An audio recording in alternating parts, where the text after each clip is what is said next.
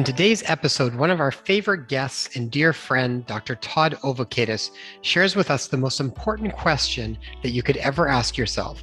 Dr. Todd brings awareness to the shift that is taking place in humanity, the importance of reliable sources of truth, and what's necessary to connect deeply with who you really are. Make sure that you stay till the end when Dr. Todd explains the conflict, according to biological decoding, that surrounds COVID. Hi, everybody. Welcome back to the show and welcome back to our interview with Dr. Todd as we carry on with our series on Know Thyself. And if you've been following us for a while, we bring Dr. Todd back for almost every series because we really just love Dr. Todd. And I really don't think I know anybody else that traverses the worlds of spirituality and science and medicine and has such an openness about him that allows him to just explore and be curious about so many different things. I really love the insights that Dr. Todd brings to any of our discussions. And we will probably have him back on several other times for other ones because there's so much information that I think he can share. I really do feel like Dr. Todd is a very, very much a gift to this world. And we just feel very blessed to be able to have gotten to know him so well and be able to have an outlet to share his information with the rest of you. So in this episode, Dr. Todd shares his question. So he talks about the most important question that you can ask yourself that helps us arise at a deeper sense of who we really are. He gets into the creation story and talks about that in a little bit more detail. And he shares with us how we are all born into a situation where we take on the entire genealogy or the entire family tree of whatever was before us. And so all of the beliefs and the programs and the conditioning and the identifications that preceded us, we take on when we are born into here. And we're seeing this now. We know this from a perspective of epigenetics. We see that we take on multiple generations before us. So that information is kind of brought to us, and that we actually can very much relive all of that unless we do a very specific assessment of all of these things to discern what is actually ours and what is not ours. And then we have to actually do an assessment to actually look at all of this stuff and then really ask those questions. And sometimes we might find that some of those things still ours, and sometimes we'll actually find that these things are not. I remember actually doing this in my third year of naturopathic medicine. It was when I actually got the insight to write the book, The Letters That Move the World, Intentional Acts of Gratitude. But I was just sitting there and I was just thinking about all of the things that I had strong feelings around or judgments that would almost instantly come up around certain things. And I literally did that where I sat there and let them all rise to the surface and just asked myself, like, is this mine or is this more my mom's or my dad's or my grandparents? Or like, where did this even come up from? Did it come up from my personal experience, or was it something that just I've kind of believed in for whatever reason, or from school or from religion or from society or cultures? I mean, all of these things play a role for positive and as well as for negative. But the idea was just to sort of clean the slate of what's really mine and what was not mine that maybe I've just adopted as mine. And so I think Dr. Todd gets into that a little bit too and helps us break down how we can do this assessment and the importance of it.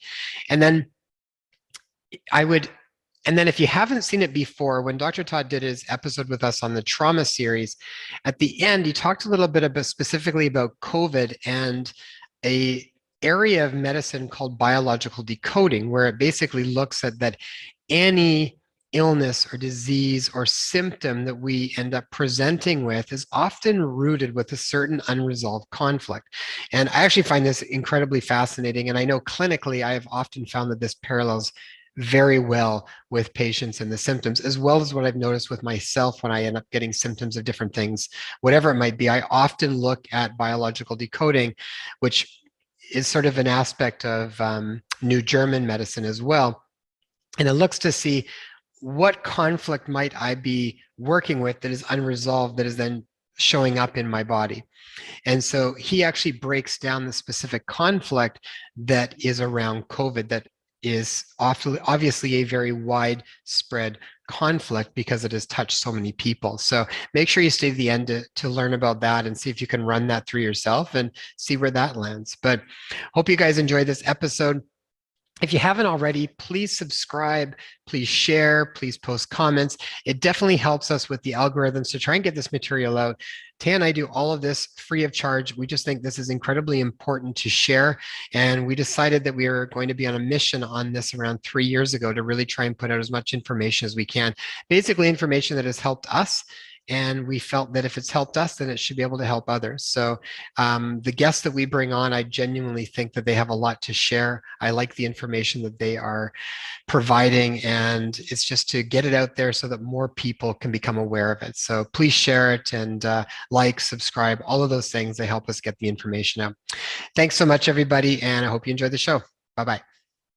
Hi, everybody. Welcome back to the Inspire Health podcast. And as we continue on with this series on Know Thyself, and I don't think any of our series would be complete if we didn't have Dr. Todd in here at some point, because there's so many questions that we like to ask Dr. Todd and so value his insight and his perspectives on everything. So once again, we have brought back the infamous Dr. Todd to share his questions and insights that can help all of us arrive at a deeper sense of who we truly are, as well as a deeper sense of inner authority. So Dr. Todd, welcome. Well, always a pleasure being on with both of you, two of my favorite people on earth, and probably my favorite interviewers, just because you're so cool. And it's really arguably the most profound question that you can ask. The whole of Eastern mysticism could be summarized, at least in terms of what you would call cosmology, the creation story, was the idea that in the beginningless beginning, all there was this infinite source energy that we could call God, whatever name in another tradition you might like to call it. And God had infinite knowledge, power, love, bliss, and wisdom, and yet wasn't aware of his own divine attributes. God himself wasn't really even aware of who he really was and all that he represented. And the typical creation story in Eastern mysticism is literally God asking the question, who am I? And from that question, this infinite source energy is described almost like being an infinite ocean of love, bliss, and power. And just asking the question created a disturbance. And then all these bubbles were formed where you had literally a drop of water, which is all one with source energy, but separated by the bubble. And the creation story is about the evolution of consciousness, that the first bubble is the most primitive form, like a rock, and then it goes through the mineral kingdom, and then the whole evolutionary cycle, and ultimately in the human form, and then all the experiences leading up to that where consciousness is fully developed, but the association is, well, I'm a man, I'm a woman, I'm this body, I'm this meat suit, as it were. And you could even describe the spiritual process as continuing to ask the same question, like, who am I? Who am I really? And that was where our pre-show discussion was, like, what is the most important question you can ask if you want to get to the roots, get to the core? And it really comes down to variations of that same question, like, who am I? Why am I here? What am I really? What am I capable of? And in our discussion, I raised the point that all of us are born into a situation where we take on the entire genealogy, the entire family tree that was before us. So whatever beliefs, programs, ways of thinking, identifications with um, the form rather than the substance, so they're identifying with the covering of the bubble as opposed to the source energy that is you in the bubble, is getting to a point of really doing an assessment. And I think one of the most important things, and probably one of the most difficult things for anyone to do, is to systematically look at everything that they believe and really ask the question, is this mine based on my logic and my heart feeling that this is what I believe? Or is it something that I learned from my parents, my relatives, my friends, my school teacher, my pastor, whatever authority figure that we suspend disbelief to accept the information? And you might continue to believe the same thing, and you may not. I don't think a person is really ever fully realized until they do that systematic self-interview of, what do I believe?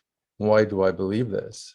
And then the deeper question is, ultimately, who am I? And start asking that question. And then if I am that, whatever you define yourself as who I am in that moment, well, based on who I am, then what is my real vision of what I can be? What is my real mission? What is my real purpose for being here? And there are myriad techniques for quieting the mental chatter, for tuning into higher vibrational awareness and states, for disburdening ourselves of unconscious limitations that could either be from our ancestors that aren't even ours, or that we picked up along the way. Chris Lipton talks about the first 7 years of life that, in a sense, we're almost in a hypnotic trance, that even any words that people say to us are literally like a post-hypnotic suggestion. And that post-hypnotic suggestion will stay with us our entire lives as a program and create a series of unnecessary limitations simply because we've never questioned it, we've never brought it into awareness, never made a decision consciously of what we really want to be and believe. And while there are so many methods, and if we had more time at a future date, I could describe a number of those and what their particular strengths are, depending upon what a person is looking for. One of the most powerful methods, and arguably the most powerful kind of meditation, is simply going into the silence, going into a space of meditation, whether it's in a comfortable chair in a dark, quiet room with or without supportive music, and I can provide some of that. That could also be communing with nature, going to a beautiful environment and tuning in there. And I think that is the phrase, going to the still, quiet place within and asking the question and not letting the answer be from what others have told you, but let your own answer bubble up from within. And we talked about hermetic stress, and that means putting the system under a stress that won't kill you, because that would defeat the purpose, but which forces your system to be able to be more adaptable to stress. So that could be being in infrared sun and getting heated to 140 to 160 degrees Fahrenheit. You could be doing a cold plunge. And some would think that fasting would be that kind of a stress. So there is the stress when you realize that what you have been programmed to believe or simply just accepted because that's what you were born into, and you realize, well, that's not really me. I don't really believe that. And your whole system literally has to recalibrate to a new level of understanding. And we described that that can be uncomfortable. We talked about the metaphor of the caterpillars that are forming chrysalis structures outside your home. And thinking of what's happening, they're literally in this goo-like state, digesting their tissues and probably think, what the heck is going on? However much self-awareness a caterpillar has. And eventually they emerge as a butterfly. And I think we all are invited to undergo that process, to literally go into the chrysalis, go into the void, go into the silence.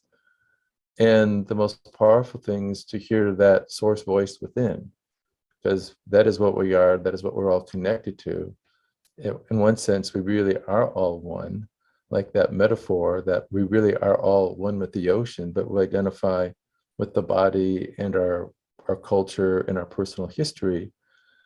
And ultimately, I believe for all of us, we're going to realize who we really are. The whole process we're here for is this journey of ourselves becoming more conscious and self-aware. And in a strange way, and it's even in some of the esoteric literature, as we become more conscious, source itself becomes more conscious. So it's all part of the divine play.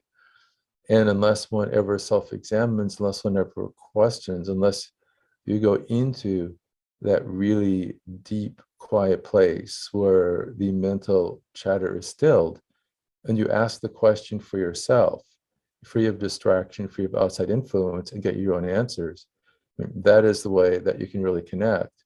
And you can get information that you can really rely upon. Dr. Todd, when you're talking about stress, I feel like then this is the boiling point in which all of us are arriving at on a global scale within the midst of COVID. And you spoke about this as well in a previous interview around Corona, meaning crown. And Right.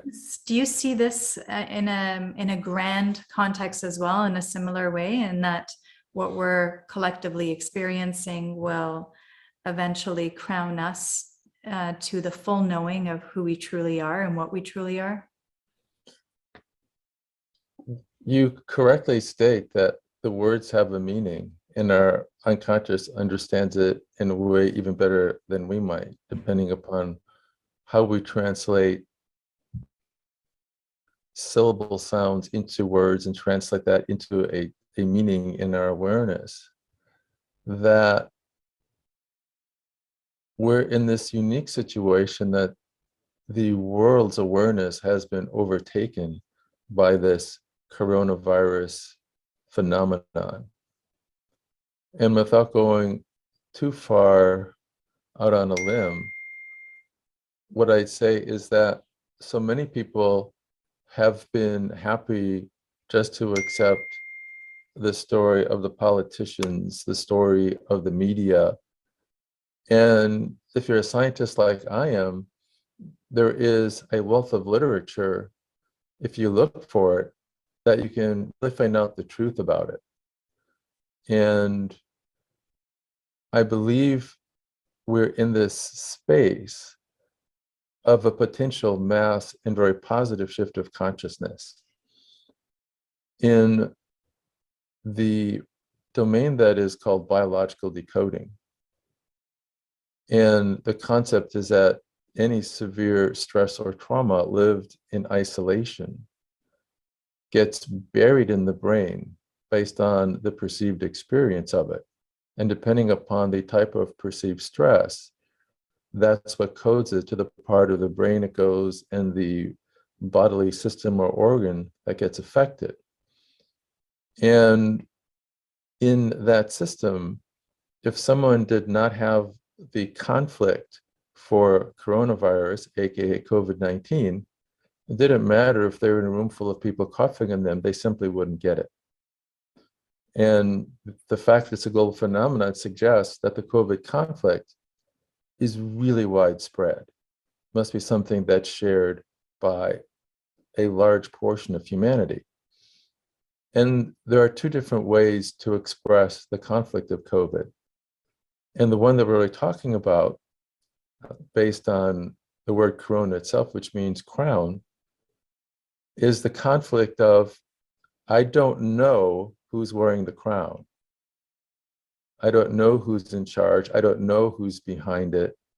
I know I don't like it, but I don't know what's really going on. Was it something created in a laboratory? Was it intentional? Is it simply a natural virus that created this pandemic? Is it real? Is the person in charge even visible to me? Or some puppet master pulling the strings and I just don't know it? And that puppet master might not have my best intentions at heart. So that's one of the ways of expressing the conflict.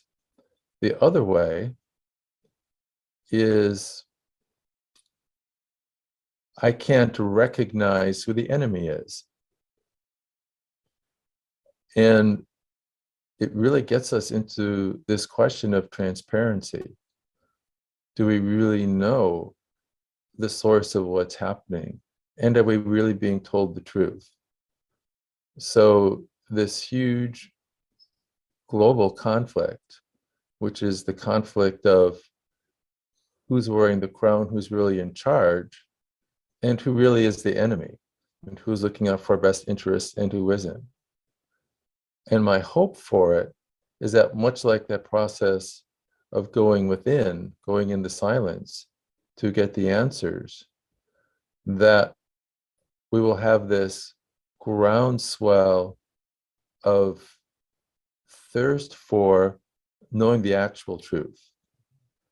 And let's find out sources of information that we know are reliable, that we know at least are doing good science and gathering the data and providing the best information that's available based upon our highest scientific understanding of the moment. And the movement that I think would be very salutary and take humanity to another level would really be an insistence on having reliable sources of truth that will tell the real information, the best information, where the objective is really to be beneficial, to uplift people, to make them safer, happier, healthier, longer lived, more creative, more productive, become the highest embodiment of who they can be. So that's the dynamic that I think that's there. And it's so prevalent in awareness that my ideal for this would be that we restructure our system around transparent sources of information that we can be comfortable are really sharing that story for our benefit. Beautiful. Thank you, Dr. Todd. I feel like that brought a lot of clarity amidst the fog that oftentimes we find ourselves in. This is why we keep bringing you back. That was beautiful, and I'll put a link to the Biological Decoding interview that we did too, where you talked about that in more detail for people that want to know a little bit more about that information too. Right. It's really quite brilliant as well. I hope for people that are listening, when you're listening to the different guests, you're going to start to see little glimpses of overlap, right? And a lot of times I think where that overlap between the messages that are being said, a lot of times those overlaps I think are really important pieces to pay attention to. So Dr. Todd said something really important earlier too, when you were talking about it, or at least how my interpretation with it was, it's almost like a lot of times we're trying to figure out, what are we here for? What are we here to do? What's going to provide meaning? But we can't even begin to even ask those questions or arrive at any semblance of genuine meaning until we first consult with who we really are, rather than our conditioned self. So it's like, unless you go to that place first, like you're talking about with the stillness and finding that, then you can actually get reliable information. Other than that, it's not really reliable information. It's not more than living out a program that somebody prepared for you. Yeah. Dr. Todd, thank you. Thank you so much. Always a great pleasure, my friend. Yeah. Likewise, Dr. Todd. We love you. Love you too. Mhm. I I like think